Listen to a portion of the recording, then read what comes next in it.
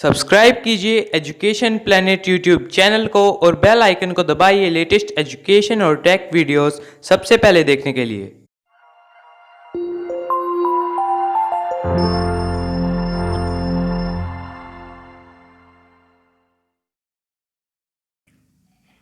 प्रिय विद्यार्थियों, आपका स्वागत है एजुकेशन प्लेनेट नौहर चैनल पर। और आज हम कक्षा 6 हिंदी की पुस्तक वसंत का पाठ 6 पार नज़र के इस पाठ का हम अध्ययन करेंगे। तो सबसे पहले बात करते हैं इसकी शीर्षक की, पार नज़र के। नज़र यानी हम जो देख सकते हैं वो हमारे सामने जो दृश्य दिखाई देता है, जहाँ तक हम देख सकते हैं वो हमारी नज़र कहलाएगा। और पार यानी कि उसके बाद में, यानी जहाँ तक हम देख सकते हैं उसके पार भी क्या है, उसके बारे में ये पाठ है। तो इस पाठ को हम प्रारंभ करते हैं इस पाठ के लेखक के परिचय के साथ में। इस पाठ के लेखक हैं जयंत विष्णु नार्लिकर। जयंत विष्णु नार्लिकर प्रसिद्ध भारतीय भौतिकीय वैज्ञानिक है। इनका जन्म 19 जुलाई 1938 में हुआ। इनका जन्म कोल्हापुर महाराष्ट्र में हुआ था। इनके पिताजी का नाम विष्णु वासुदेव नार्लिकर था। इनके पिताजी बनारस हिंदू विश्वविद्यालय में गणित विभाग के अध्यक्ष थे। और जयंत विष्णु नार्लिकर जिन्हें अपनी शिक्षा वहीं से ली, उन्होंने 1963 में गणित में PhD की डिग्री हासिल की। बाद में खगोल भौतिकी में उनकी रुचि बढ़ी, उसमें उन्होंने कुशलता हासिल की। उन्होंने विज्ञान को लोकप्रिय बनाने के लिए अंग्रेजी, हिंदी और मराठी में अनेक पुस्तकें लिखी। अब जो इन्होंने प्रमुख पुस्तकें लिखी उनकी बात करते हैं हम। तो इन्होंने जो प्रमुख पुस्तकों की रचना की वो थे धूमकेतु नामक पुस्तक, विज्ञान से संबंधित छोटी छोटी कल्पित कहानियों का एक संकलन है। ये हिंदी में है। इनके द्वारा रचित पुस्तक द रिटर्न ऑफ वामन विज्ञान का कल्पित उपन्यास है। इस उपन्यास की कहानी भविष्य की घटना पर आधारित है। उनकी कुछ कहानियाँ मराठी में भी लिखी गई थी। इनको जो सम्मान मिला उनकी बात करते हैं। इन्हें पद्म भूषण पुरस्कार से सम्मानित किया गया और सन 2014 में साहित्य अकादमी पुरस्कार से इनको सम्मानित किया गया था। और अभी ये कार्यरत है। अभी वे खगोल शास्त्र और खगोल भौतिकी अन्नतर विश्वविद्यालय केंद्र में प्रतिष्ठित अध्यापक हैं। अब जो इस पाठ की कहानी है पार नज़र के, इस कहानी के जो पात्र हैं वो है छोटू, छोटू के पापा और छोटू की माँ। अब हम सबसे पहले इस कहानी के सारांश की बात करेंगे। इस कहानी को रेखा देश पांडे ने हिंदी में अनुवाद किया। यह कहानी मंगल ग्रह की है। यह एक काल्पनिक कहानी है। इस कहानी में मंगल ग्रह वासियों की जीवन की झांकी और पृथ्वी वासियों के द्वारा मंगल ग्रह पर वैज्ञानिक परीक्षण करने के बारे में बताया गया है। मंगलवासी सतह के नीचे रहते थे। वे विज्ञान और तकनीकी में बहुत आगे बढ़े हुए थे। धरती के ऊपर जाने के लिए उन्होंने सुरंग बना रखी थी। इस सुरंग से कुछ चुने हुए लोग ही आ जा सकते थे। छोटू नामक लड़के के पिता इस सुरंग से होकर काम पर जाते थे और छोटू को इस सुरंग में जाने की मनाही थी। केवल चुनिंदा लोग ही जा सकते थे। एक दिन छोटू के पापा के काम की छुट्टी होने से घर पर ही थे। छोटू ने उनका सिक्योरिटी पास चुपचाप से ले लिया और वह सुरंग में चला गया। छोटू ने पास को दरवाजे में बने एक खांचे में डाला और दरवाज़ा खुल गया। सुरंग ऊपर की ओर जाती थी। छोटू जमीन के ऊपर जाने का मौका पाकर खुश था, लेकिन सुरंग में लगाए गए निरीक्षण यंत्रों ने उसकी तस्वीर नियंत्रण केंद्र को भेज दी और नियंत्रण कक्ष ने छोटू की तस्वीर खींच ली और खतरे की सूचना सिपाहियों को दे दी। थोड़ी देर में कुछ सिपाही दौड़ते हुए आए और छोटू को पकड़कर उसके घर छोड़ आए। छोटू की माँ बहुत नाराज़ थी। उसके पिताजी ने उसे पिटाई से बचाया। पापा ने छोटू को बताया कि वह ज़मीन के ऊपर काम करते हैं। आम आदमी वहाँ नहीं जा सकता क्योंकि वहाँ के माहौल में नहीं रह सकता। वहाँ स्पेस सूट पहनकर जाते हैं जिससे ऑक्सीजन मिलती है और ख़ास किस्म के जूतों और प्रशिक्षण के कारण ही वहाँ चल फिर सकते हैं। बिना सूट के पहने कोई वहाँ जीवित नहीं रह सकता। तो पापा ने छोटू को बताया कि पहले ऐसा नहीं था। पहले मंगल ग्रह के सभी लोग जमीन के ऊपर रहते थे बिना किसी विशेष सूट की मदद के, परंतु सूरज में परिवर्तन होने के कारण प्राकृतिक संतुलन बिगड़ गया। सभी पशु पक्षी पेड़ पौधे सहन नहीं कर पाए और धीरे धीरे समाप्त हो गए। केवल उनके पूर्वजों ने इसका सामना किया। उन्होंने तकनीकी ज्ञान के आधार पर ज़मीन के नीचे घर बना लिया और रहने लगे। धरती के ऊपर लगे विभिन्न यंत्रों द्वारा सूरज की रोशनी और गर्मी का इस्तेमाल करते थे। अगले दिन छोटू के पिता काम पर गए तो नियंत्रण कक्ष से पता चला कि एक बिंदु जैसी वस्तु उनकी धरती के पास आ रही थी। वे सोचने लगे कि ये क्या हो सकता है, कोई अंतरिक्ष यान तो नहीं, इसे किसी ने छोड़ा होगा। क्या और किसी ग्रह पर भी इतने बुद्धिमान जीव रहते हैं जो अंतरिक्ष यान बना सके? कॉलोनी की सुरक्षा की पूरी जिम्मेदारी नंबर पर थी। कॉलोनी प्रबंध समिति की मीटिंग बुलाई गई। कॉलोनी के सुरक्षा अधिकारी ने बताया कि यानों को नष्ट करने के बजाय उनके यहाँ उतरने पर उनके यंत्रों को बेकार कर दिया जाना ठीक रहेगा। दूसरे वैज्ञानिक ने कहा कि अन्य ग्रह के लोगों को हमारे बारे में पता नहीं लगना चाहिए। इसी समय फ़ोन से पता चला कि एक अंतरिक्ष यान उनके ग्रह पर उतर चुका था। उस दिन छोटू के पिता उसे अपने साथ नियंत्रण कक्ष में ले गए।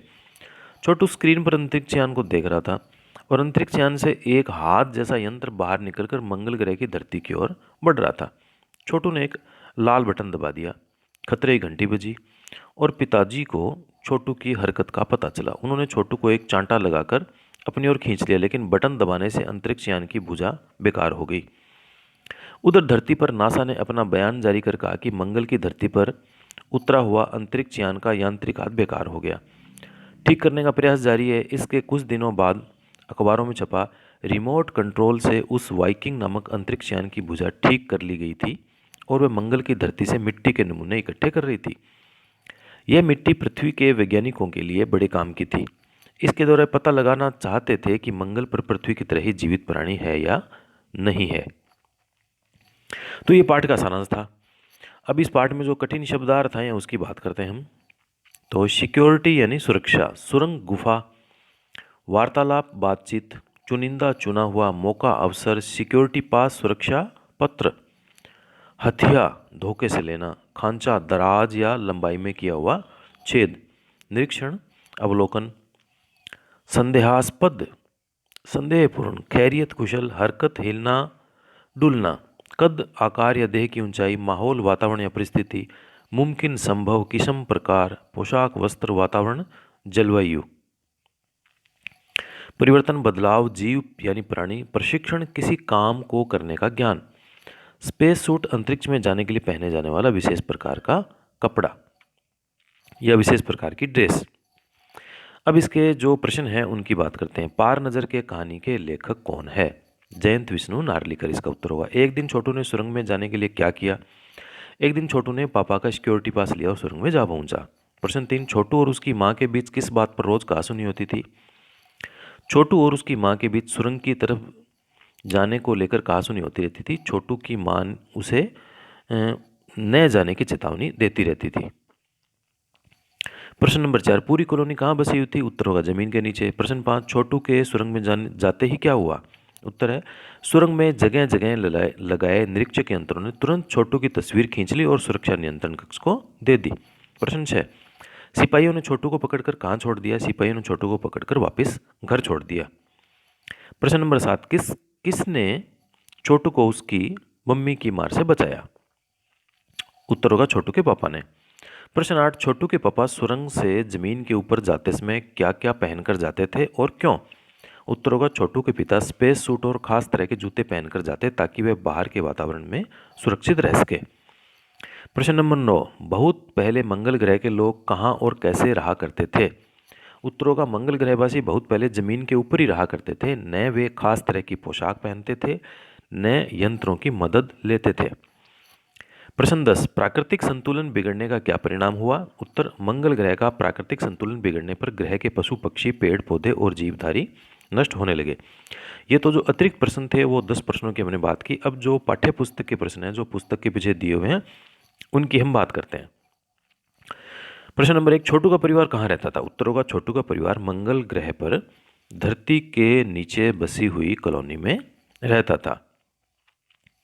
प्रश्न नंबर 2, छोटू को सुरंग में जाने की इजाज़त क्यों नहीं थी? पाठ के आधार पर लिखो। उत्तर होगा छोटू को या फिर किसी को भी अन्य व्यक्ति को सुरंग में जाने की इजाज़त नहीं थी क्योंकि उस सुरंग से होता हुआ जमीन पर जाने का एक रास्ता था और धरती के ऊपर रहने के लिए स्पेस सूट और खास तरह के जूते आवश्यक थे। बिना इनके धरती के ऊपर जाने वाले के प्राण संकट में पड़ सकते थे।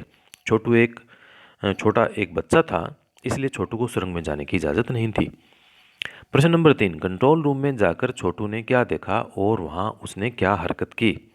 उत्तर, छोटू जब कंट्रोल रूम में गया तो उसने देखा कि सब लोग मंगल पर उतरे हुए यान की वजह से परेशान थे। जब सबका ध्यान स्क्रीन पर था तो उसका ध्यान कंट्रोल पैनल पर था, जिसके बटनों को देखकर वह स्वयं को रोक न सका और बटन दबाने की उसने हरकत कर दी। अब ये यहाँ पे आप लिखोगे कंट्रोल, तो ये थोड़ा सा गलत छपा हुआ है, कंट्रोल यहाँ लिखना है। प्रश्न नंबर 4, इस कहानी के अनुसार मंगल ग्रह पर कभी आम जनजीवन था, यह सब नष्ट कैसे हो गया, इसे लिखो। उत्तर होगा, मंगल ग्रह पर पहले आम जनजीवन हुआ करता था, परंतु सूरज में हुए परिवर्तनों के कारण वहाँ के वातावरण में बदलाव आने लगा और इसी तरह प्रकृति में भी बदलाव आने लगा, जिसकी वजह से पशु पक्षी पेड़ पौधे और वन्य जीव उस बदलाव को सहने में असमर्थ हो गए और धीरे धीरे मरने लगे, जिससे वहाँ का सारा जनजीवन अस्त व्यस्त हो गया और कुछ भी न बच सका। प्रश्न नंबर 5, कहानी के अंतरिक्ष यान को किसने भेजा था और क्यों? उत्तर होगा, कहानी में अंतरिक्ष यान को अमेरिका के अंतरिक्ष केंद्र NASA, national aeronautics and space administration ने भेजा था ताकि वे मंगल की मिट्टी के नमूनों को एकत्र करके पृथ्वी पर जांच के लिए मंगवा सके। प्रश्न नंबर 6, नंबर 1, नंबर 2 और नंबर 3 अजनबी से निपटने के कौन से तरीके सुझाते हैं और क्यों? नंबर 1 के अनुसार यानों को नष्ट करना समझदारी नहीं थी, क्योंकि इससे उन यानों के विषय में जानकारी प्राप्त करना कठिन हो जाता। उसके अनुसार ये यान जीव रहित यान थे, जिससे उनके ग्रहों को खतरा नहीं था। इसी बात का समर्थन करते हुए नंबर 2 के अनुसार अगर यंत्रों को बेकार कर दिया जाता तो उनके अस्तित्व को खतरा हो सकता था, इसलिए नंबर 2 के अनुसार सिर्फ अवलोकन करने में ही भलाई थी। अब यहाँ पे अवलोकन, और कुछ इसी तरह नंबर 3 के अनुसार ऐसे प्रबंध करने आवश्यक थे जो उनके अस्तित्व को छिपाने में सहायक हो, ताकि उन्हें यहाँ कुछ भी प्राप्त न हो सके।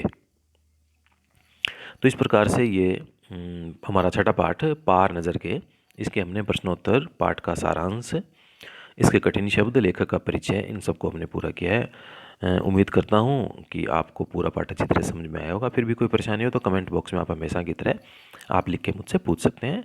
धन्यवाद।